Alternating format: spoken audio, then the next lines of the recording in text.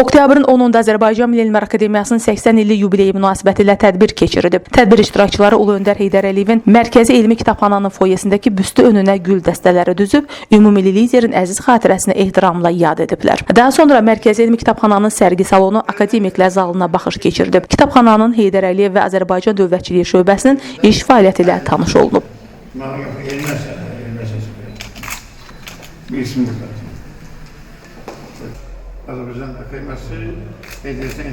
Tədbiri giriş nitqi ilə açan Azərbaycan Milli Elmlər Akademiyasının prezidenti akademik İsa Həbibbəyli, ölkə prezidenti İlham Əliyevin Azərbaycan Milli Elmlər Akademiyasının 80 illiyinin qeyd edilməsi haqqında 18 mart 2025-ci il tarixli sərəncamının Azərbaycan elminə, aliminə, ziyalılara, yeni elmi nəslə, Elmlər Akademiyasına dövlət səviyyəsində verilən yüksək qiymətin və böyük ehtiramın ifadəsi olduğunu bildirib. AMIA-nın 80 ili ilə bağlı müxtəlif formatlarda tədbirlərin təşkil olunduğunu söyləyən akademik İsa Həbibbəyli, bu elm məbədinin yubileyinin Qarabağda, Naxçıvanda və Cəhət Səmədov adına sərgi salonunda və Bakı Dövlət Universitetində qeyd olunduğunu deyib. Alim ölkə daxilində keçirilən yubiley tədbirlərində əsas məqsədin yeni nəsilləri elmə təşviq etmək, müasir elmi bilikləri təbliğ etmək, elmimizin bugünkü nailiyyətlərini geniş ictimaiyyətə tanıtmaq olduğunu vurğulayıb. Akademik İsa Həbibbəyli AMIA-nın 80 illiyinin Yeni Azərbaycan Partiyası ilə birgə qeyd olunmasının elmi və siyasi cəhətdən xüsusi əhəmiyyət kəsb etdiyini vurğulayıb. Alimin sözlərinə görə müasir dövrdə ölkəmizdə elmin və təhsilin bugünkü inkişafa nail olmasında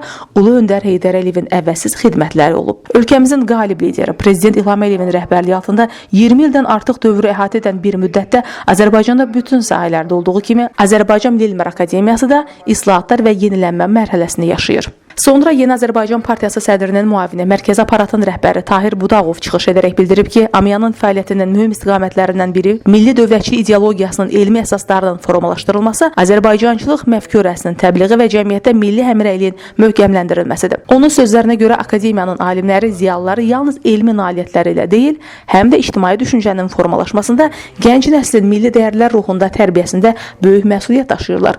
Alimlərin fəaliyyəti dövlətin intellektual dayaqlarının möhkəmlənməsinə xidmət eləyir. YAP sədrinin müavini bildirib ki, Azərbaycan Milli Elmlər Akademiyası uzun illərdir ölkənin elmi intellektual potensialının simvoluna çevrilib. Milli kimliyimizin Azərbaycançılıq ideologiyasının elmi əsaslarının formalaşmasında müstəsna rol oynayıb.